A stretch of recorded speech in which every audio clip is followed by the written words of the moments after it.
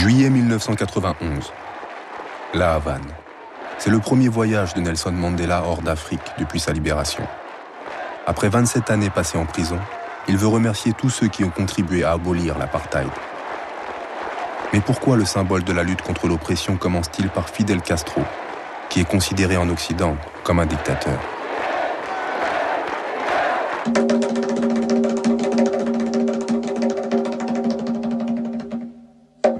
Fidel Castro et 500 000 Cubains ont pris part aux guerres africaines qui ont mis un terme au colonialisme. Cette histoire peu connue débute en 1960.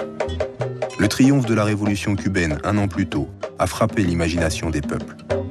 Sortis vainqueurs au bout de 3 ans de guérilla, ces deux jeunes leaders, Fidel Castro et Che Guevara, sont à leurs yeux des héros. La vague d'indépendance s'est répandue comme une traînée de poudre à travers toute l'Afrique. En un an, 17 pays africains acquièrent leur souveraineté, tandis que 30 autres entament leur lutte armée. Pour mener leur combat, les révolutionnaires africains prennent les Cubains comme modèle. Cuba semble la preuve vivante que David peut battre Goliath. Esta gran humanidad ha dicho basta y ha echado a andar.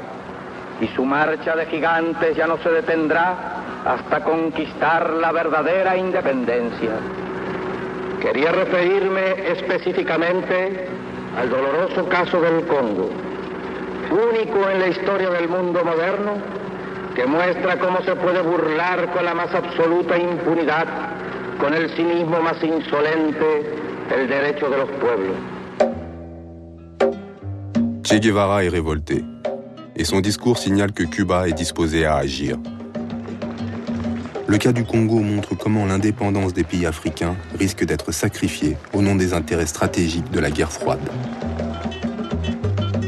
L'assassinat de Lumumba constitue un tournant pour beaucoup de révolutionnaires africains et marque le début de l'odyssée cubaine en Afrique.